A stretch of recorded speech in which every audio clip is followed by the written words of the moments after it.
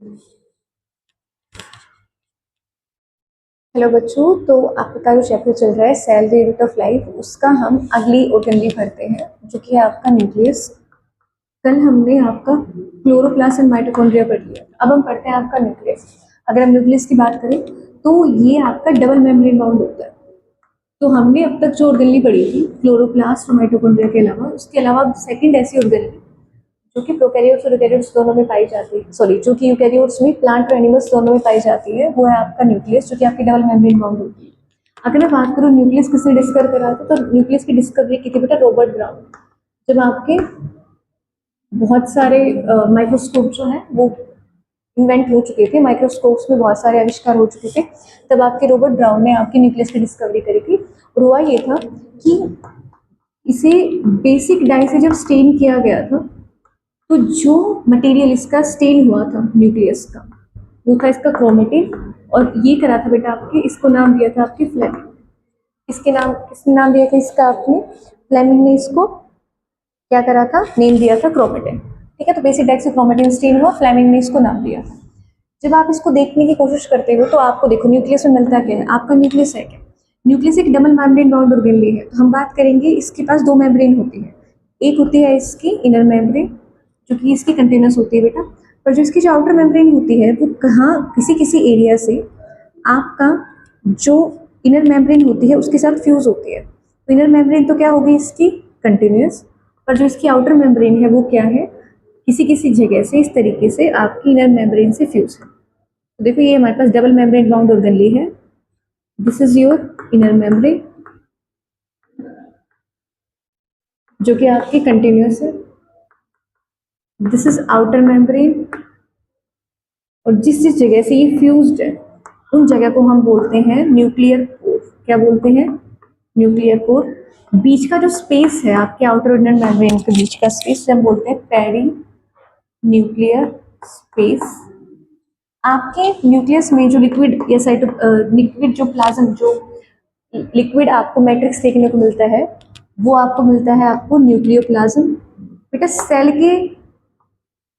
Cell का जो nucleus होता है या फिर सेल का जो साइटोप्लाज्म होता है, लिक्विड होता है, उसको हम साइटोप्लाज्म बोलते हैं। उसके अंदर न्यूक्लियस पड़ा होता है। न्यूक्लियस के लिक्विड को हम बोलते हैं न्यूक्लियोप्लाज्म, और इन दोनों को मिला के हम ऐसे प्रोटोप्लाज्म बोलते हैं। क्या बोलते हैं? प्रोटोप्लाज्म। इसके अलावा आपको आउटर मेम्ब्रेन पर क्या क्या देखने को मिल सकता है? इस तरीके से आपको राइबोसोम देखने को मिलेंगे। क्या देखने को मिलेंगे? राइबोसोम। और आपको आपके आउटर मेम्ब्रेन के साथ कंटिन्यूस मैनर में इस तरीके से आपको एंडोप्लाज्मिक रेटिकुलम भी देखने को मिलती है। अगर हम बात करें आपके अंदर की सब्सटेंस की, न्यूक्लियोप्लाज्म के अंदर क्या क्या पड़ा होगा, तो हम कहेंगे हमारे पास पड़ा होगा क्रोमेटिन। क्या पड़ा होगा बेटा? क्रोमेटिन। तो हमें आपके न्यूक्लियस में क्या देखने को मिला? क्रोमेटिन मटेरियल देखने को मिला। क्या देखने को मिला? Chromatin material. क्रोमेटिन मटेरियल किस चीज का बना होता है बेटा? क्रोमेटिन मटेरियल बना होता है आपके डीएनए प्लस हिस्टोन प्रोटीन से। डीएनए प्लस हिस्टोन प्रोटीन का मतलब समझो। यहाँ पे होता यह है कि आपके पास जो आपका डीएनए होता है हर सेल में, वो अप्रोक्स 2.2 मीटर लंबा होता है। उस 2.2 मीटर लंबे डीएनए को आप कंडेंस करते हो। क्या करते हो? कंडेंस। तो आपके पास आपके हर सेल में 2.2 मीटर का डीएनए होता है, उसे आप कंडेंस करते हो, कॉम्पैक्ट करते हो, छोटा करते हो। छोटा करने के लिए आपके पास इस तरीके से हिस्टोन प्रोटीन्स होते हैं। आप अपने डीएनए को रैप करते जाते हो हिस्टोन प्रोटीन के ऊपर इस तरीके से, और रैप करते करते आपके पास जो स्ट्रक्चर बनती है उसे हम कहते हैं क्रोमेटिन। क्या कहते हैं? क्रोमेटिन। तो क्रोमेटिन किससे बना होता है? डीएनए प्लस हिस्टोन प्रोटीन से। और क्रोमेटिन स्ट्रक्चर आपको तब देखने को मिलेगी जब सेल अपने डिवीजन में नहीं होती है। मतलब अगर आप एक ऐसी सेल देखोगे जो आपके डिवीजन में नहीं है, उस टाइम जो आपको स्ट्रक्चर आपके इसमें देखने को मिलेगी, न्यूक्लियस में देखने को मिलेगी, वो क्या होगी? आपकी क्रोमेटिन। इसके अलावा आपके न्यूक्लियोप्लाज्म में एक डेंस बॉडी होती है, एक डेंस बॉडी होती है। ठीक है, इस डेंस बॉडी का नाम होता है न्यूक्लियोलस। क्या होता है बेटा? न्यूक्लियोलस।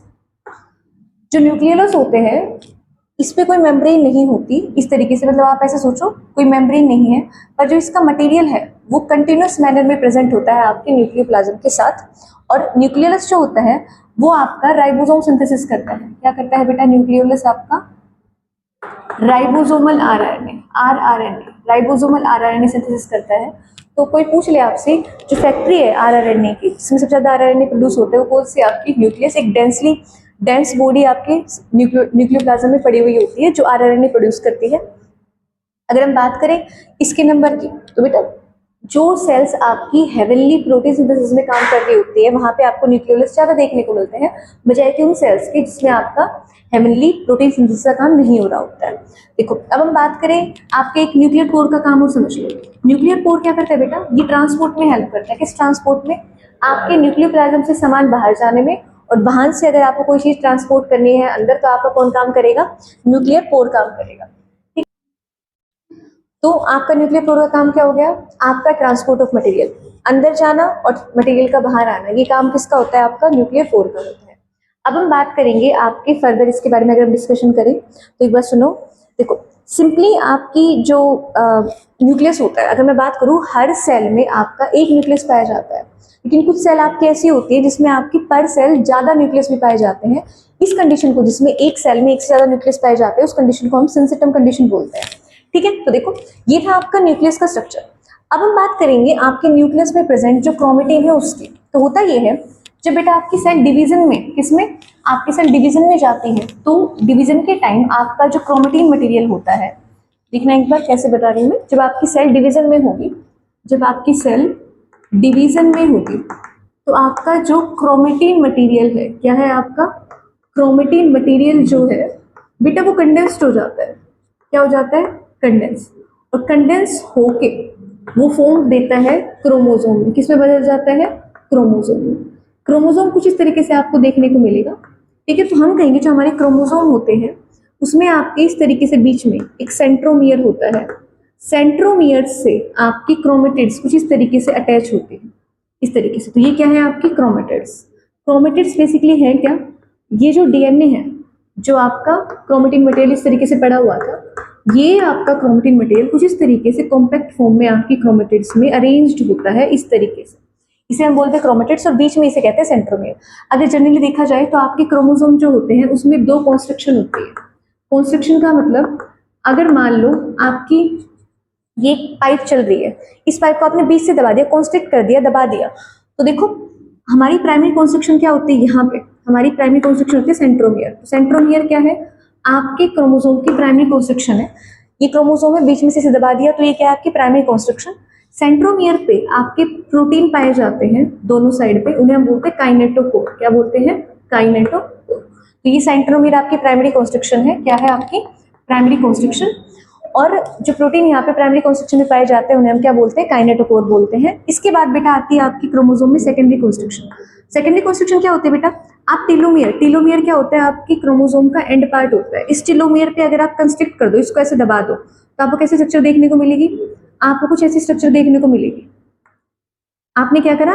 इस क्रोमेटिड को बीच से इस तरीके से दबा दिया, दबाते ही आपको कुछ ऐसी स्ट्रक्चर देखने को मिली। ये आपकी सेकेंडरी कॉन्स्ट्रक्शन। क्या है? Secondary construction. और जो ये एरिया है, ये जो आपका दबा हुआ एरिया, इसे हम बोलते हैं सैटेलाइट डीएनए। क्या बोलते हैं? Satellite DNA. तो हुआ ये कि आपके सेंट्रोमियर के बेस पे, जो आपके दो क्रोमेटिड्स को जोड़ के रखता है, आपके क्रोमोसोम को 4 पार्ट में डिवाइड किया गया। देखो कौन कौन से पार्ट है। एक आपका होता है मेटासेंट्रिक क्रोमोसोम, ये आपके ह्यूमंस में पाए जाते हैं बेटा इस तरीके से, मेटासेंट्रिक। एक होता है सब मेटासेंट्रिक, एक होता है टीलोसेंट्रिक, एक होता है एक्रोसेंट्रिक, और एक होता है आपका टीलोसेंट्रिक। क्या होता है बेटा आपका? टीलोसेंट्रिक। देखो अगर आपका जो सेंट्रोमियर है वो आपका बिल्कुल सेंटर में पाया जाए और आपकी क्रोमेटिड इस तरीके से जुड़ी हुई हो, तो बेटा सेंट्रोमियर के जो ऊपर वाली आर्म्स होते हैं उनको हम बोलते हैं पी आर्म्स। क्या बोलते हैं? P arm. और नीचे वाली को बोलते हैं हम क्यू आर्म। तो अगर सेंट्रोमियर बिल्कुल सेंटर में प्रेजेंट है और पी आर्म और क्यू आर्म का साइज या लेंथ क्या है? सेम है, उस क्रोमोसोम को हम कहेंगे मेटासेंट्रिक क्रोमोसोम। जिसके अंदर आपका जो सेंट्रोमियर है वो सेंटर से लुढ़क कर थोड़ा सा ऊपर की साइड चला गया हो, थोड़ा सा ऊपर की साइड चला गया हो, उसको हम कहेंगे, उस क्रोमोसोम को हम सब मेटासेंट्रिक। इसमें जो पी आर्म होती है वो थोड़ी शॉर्ट होती है और क्यू आर्म थोड़ी सी लेंथ में लॉन्ग होती है। ठीक है, तो आपकी क्यू आर्म बड़ी हो पी से, तब उसे हम क्या कहेंगे? सब मेटासेंट्रिक। एक्रोसेंट्रिक का मतलब जब आपका सेंट्रोमियर बिल्कुल आपके एंड के पास जाने को हो रखा हो बिल्कुल, और आपका जो पी आर्म है वो बहुत ज्यादा शॉर्ट हो गई हो और जो क्यू आर्म है वो अभी भी क्या हो, बड़ी हो। तो जब क्यू आर्म बहुत ज़्यादा बड़ी होती है पी आर्म से, जब आपका सेंट्रोमियर ऊपर की तरफ खिसक रहा होता है, सेंटर से ऊपर एंड की तरफ जा रहा होता है, उसे क्या कहते हैं, एंट्रोसेंट्रिक। और टीलोसेंट्रिक क्या होता है, जब आपका जो सेंट्रोमियर है वो बिल्कुल ही आपके एंड्स पे चला गया हो, टीलोमियर के पास, नियर टीलोमियर चला गया हो, और आपकी पी आर्म बहुत ही ज़्यादा छोटी हो गई हो और क्यू आर्म बहुत ही ज़्यादा बड़ी हो गई हो। टिलोसेंट्रिक में क्या तो आपके पास पी आर्म नहीं मिलेगी, बहुत ही शॉर्ट देखने को मिलेगी, या फिर बेटा हाईली रिड्यूस्ड फॉर्म में होगी। किस में होगी, हाईली रिड्यूस्ड। हाईली रिड्यूस्ड का मतलब होता है बहुत ही ज़्यादा छोटी फॉर्म में होना। ठीक है, तो ये था आपका क्रोमोसोम वाला पोर्शन, जिसके बेसिस पे आपके क्रोमोसोम को डिवाइड किया गया था 4 पार्ट में। एक बार देखना ही है।